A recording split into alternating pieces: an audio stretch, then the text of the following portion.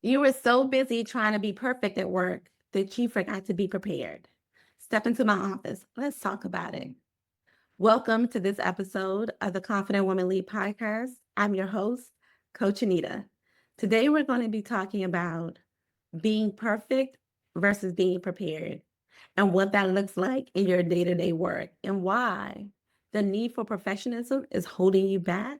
And I'm going to talk about it in a way that most people don't discuss and why for 2025, I want you to work on being prepared. Now, I'm going to use for today an example of creating a presentation for work that you need to deliver because I see this a lot. Now, when it's time for us to create some slides or a slide deck or anything that has to do with us putting our thoughts on the paper for the world to see, it gives many of us angst. We don't know what to put on it. We don't know how much to put on it. We also like to put what we think people need to know. And I'm not going to get into the semantics today of what you should think about or do when you're creating a presentation, because I want to stick to being prepared versus um, being a perfectionist. But what I will say is this: we have a tendency as Black women to overanalyze, to overthink, to do 5,000 drafts, to look at something over and over again, that in the end, we end up still making grammatical errors. We still end up not being on point when it comes to delivering the presentation. We still end up not achieving the outcome that we initially desired. Thus, we were not prepared. So we did all of the things that we thought we needed to do being the words in air quote if you're not watching the video version of this. What we needed to do is where we like to sit. We like to sit in the doing because we believe that that is the safe place. And to some extent it is. But here's the thing about the safe place. The safe place, one, doesn't come without risk of its own. And one of those risks is that you don't get the level of exposure, recognition, promotion, or pay that you desire because you're sitting over in the safe place. The safe place is also trying to be a perfectionist. So we want to be a perfectionist for a lot of reasons. One, we don't want to be judged. Many of us have gone into corporate with the mindset of, I have to prove that I'm worthy of being here. Never mind that you hold more education, never mind that you hold more experience and more credentials, you are still trying to prove that you need to be in the building, that you earned your seat, and all of the things. And because you're operating from that place, it lends itself to wanting to be a perfectionist. And historically, we are used to being the ones who do. I need you to shift from doing to being and thinking. And a part of that is being prepared. You are showing up and you are not prepared to operate at the next level. So if we're using the example again of there's a presentation that you need to deliver, you need to create your slides and you need to present in front of executive leadership. You are going to spend 90% of that time, if not more, on preparation of those slides, and only 10% preparing to speak for those slides. So you spend all your time trying to perfect what was on the document. But the reality of it is, the document holds less weight than your words. The power, the recognition, the exposure comes in your ability to get in the front of a room and speak to the things that you are working on, to tell people why they're important, how they align with corporate goals, how they're making the company money, what makes you special. They get to see you. They get to see your personality. They can't see that on a piece of paper, even a virtual digital piece of paper. So you're trying to perfect these slides because you don't want anybody to judge you. but you have not given any thought about being prepared for the possible judgment of presenting those slides.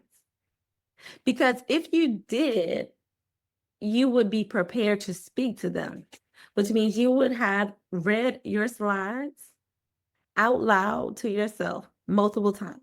You may have even walked it through with your boss, a colleague. You would have thought about the story you wanted to tell as it pertains to these slides, because nobody cares for you to read what they can read off those bullet points. So while you worked to perfect those slides, no one is interested in what's on those slides for the most part. They want to hear and are interested in what you have to say, and you are not prepared to talk. You are not prepared to speak. Not only that, you are not prepared to manage your emotions in the meeting. You are not prepared because you have not maybe been in the room. So you've not seen the things that take place. You're not prepared because you didn't think through what questions they might ask and have a response ready for them so that you can communicate it with confidence. So when I'm talking about speaking like a leader and what I help my clients do, this is what I help them do. I spend time with them going over their presentations, asking them the questions that their leaders would ask them, and they will tell you that I don't miss. Because there's also if you've never been in a room, you don't know what you don't know. You're out here trying to Google it, but what you Google and what you ChatGPT is only as good as the prompts and the questions you know to ask. I have spent the majority of my career in the room. I have spoken in board meetings. I have spoken in front of CEOs. The first time I got to speak in front of a CEO was back in 2009. And I got to present how my work was going to add value to the company, to the CEO himself. And at the time, I was just a sourcing specialist, and my boss flew me down to Tampa with him and my other VPs. And we prepped. We prepped our slides, and then that night, we all went down to the hotel lobby, and we worked and ran our slides through. So I'm telling you what I know. Leaders don't get in a room having not prepped what they are going to say, having said it to themselves in their office, at home, at night, multiple times. You are spending so much time trying to be perfect and perfect the documents and the things that, honestly, on the grand scheme of things, the information needs to be accurate and it needs to be presentable at a high level. But past that, you have to reserve the mental capacity to present, to show your face. But you haven't done the work to also prepare yourself to show your face, to stand in front of the room, to manage your emotions when somebody undoubtedly tries to throw you under the bus and ask a question that they don't think you know the answer to, or to throw a monkey wrench into your plans, or to push back on what you're asking for because you haven't prepared.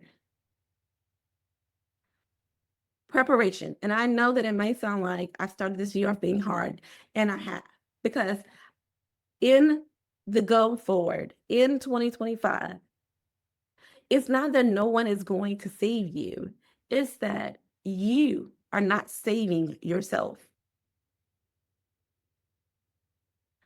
So there's no more sugarcoating it. There's no more being like, oh, but the people, oh, but my boss. Okay, them people gonna be them people. Now what are we gonna do? Because never in the history of the people being oppressed have the oppressors said, oh, well, we're gonna stop oppressing you just because we feel like being nice today. Yeah, that's what student loans were, and look what that did. So that means that we as a collective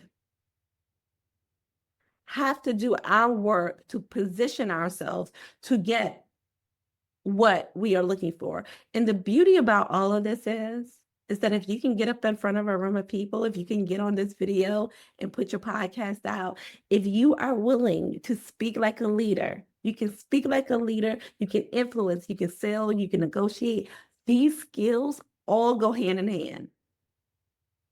It's that simple. And once you have the skills, you can make money however you want to make money. You can make money however you want to make money. Exchanging time for money, there's a cap on that. So as long as you continue to try to be the doer instead of being a speaker, instead of being a strategic thinker, the more you're going to be capped out. The more you're going to be frustrated. The more you're not going to be prepared to manage your emotions. The more you're not going to be prepared to deal with conflict. But I'm here to tell you that the time to move is now. The time to get in position is now. To get inside of CWL for only $59 a month before it goes up to $99, and I promise it's going up in a matter of days, is now. So you want to learn how to speak like a leader so that you are not spending your time on a hamster wheel trying to be perfect and not getting the recognition you deserve, but instead you want to get recognized, promoted, and paid because you are prepared. You know how to speak like a leader. You know how to put together a deck. You know how to ask for what you want and negotiate the terms. You know how to go into an interview and sell them on why you are that girl and they need you on their team, because I mean, if you're ready to stop self-sabotaging, then I'm talking to you. And there is no better investment than being one in community with other women who understand you. Because if you're the only at work, you don't have to be the only everywhere. You definitely need somebody who understands it. And also, what makes us different is that, just like in this podcast, I am going to be the one to tell you what your boss won't tell you, which is likely why you're not getting promoted. But I'm also going to tell you what your mentor can't, because it goes against the rules, even the unspoken ones. So with that, I invite you to get inside of Confident Woman Lead today. You can go to www.confidentwomanlead.com/speak leadership. I'll see you inside. Oh, but don't forget, Confident Women Lead because we are prepared as leaders so that we don't have to be perfect. We just have to get prepared to show up and lead. I love you, sis. Let's get to work.